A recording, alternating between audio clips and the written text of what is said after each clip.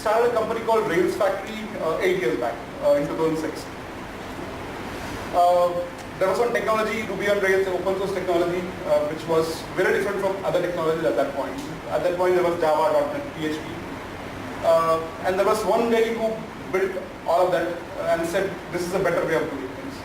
When somebody says something is better than something else, we are skeptical. Okay, this guy is marketing, he's getting it high. Right? But sometimes you also doubt what you have.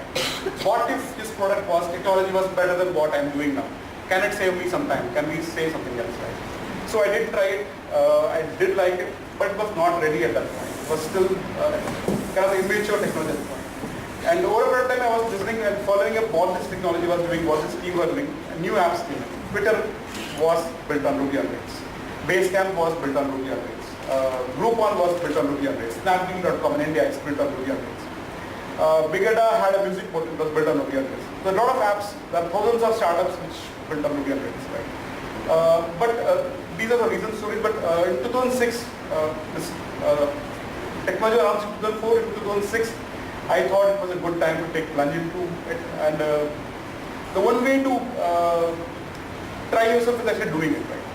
You can learn everything about it, but not doing it will not help you. So I named my company as Railsfactory. It had advantage and a disadvantage, right? Advantage was people knew what I was doing. If I say I'm Railsfactory, if they understand what is Ruby on Rails, most of you ask what is Railsfactory, it says Ruby on Rails. I'm doing anything railways? No, I don't do railways, I do Ruby on Rails. It's an open source technology. And so no Indian companies came to us, right? Second part, no person who wanted to do anything on .NET or Java or PHP ever even touched us. Because the company itself was named as Railsfactory. So you need to specialize. You need to be good at whatever you claim you are. Right? If you deliver on it, it does make sense. It was difficult to sell sitting in Chennai, having a small team, but we figured a way out. And that is the enterprising part. Okay, starting is the easiest part. People think starting is difficult. Yeah, starting has its pain, but starting is the easiest part. Succeeding, most companies will start will fail at some point.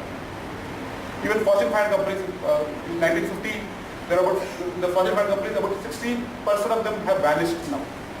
Because these are elephants, they don't know how to change codes, right? So I started this company, we figured out how to sell, then we had other challenges. When we had 2% company, me and my friend started this company, we hired a couple of initial people, then we tried to grow it, okay? We have never worked in any large company, I have never worked in any large company, that was the difficult part. And building a team, right? If somebody gives you a lot of money and says, build a team, I can create a hierarchy, okay? I can build a pyramid, I sit on the top of the pyramid, have people, have lieutenants who are different people who can take care of my problem and company can grow. But we didn't start that. We started a pyramid with 1% pyramid, a 2% pyramid. You hire a third person, problem happens is communication is now three-way communication, right? Three people, three different ways of communicate, and misunderstanding is possible, everything is possible. Again, money is a challenge, selling is a challenge, delivery is a challenge. So gradually when you grow to a 5% team, you need to have a leader to bring it. You can't be everybody in a company. So gradually growth itself is a challenge for me. So that was what we have overcome at that point. So at different point we overcome our challenges and we are growing. Right? And that's what mattered. A lot of companies stop growing at a particular point. Okay? So yeah, so long story short, over about 8 years, we have become a reasonably successful company. At our peak, about 2 years back, we went to a headcount of about 180 people. Now we are at 100. I can give an explanation to that as well.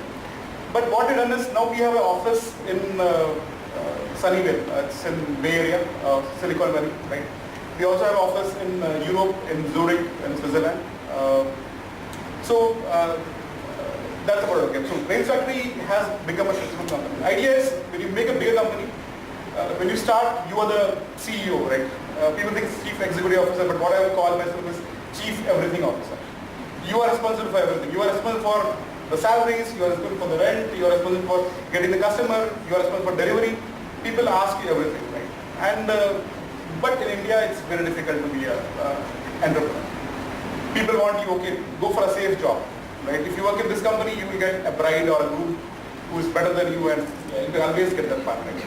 It's a safer bet, right? Sure. So that's what companies do, or that's what we have been taught. Our parents or grandparents from the British days, they want, okay, can somebody have can there be IAS guy, can there be a, now different brands are coming in, right? Government jobs were safer jobs, bank jobs were safer jobs. So Maybe in 10, 20, 30, 100 years, hope we have entrepreneurs also a cool thing which happens, okay. But I can give you some statistics, okay. Every person of the top 500,000, 10,000, what I call richest people in the world, at least 70-80% will be entrepreneurs. Because employees don't get paid that much, right? Because they take less risk. So there's a risk and reward ratio. The person who takes more risk gets a bigger chunk of profit, or whatever he builds in, okay. Sure.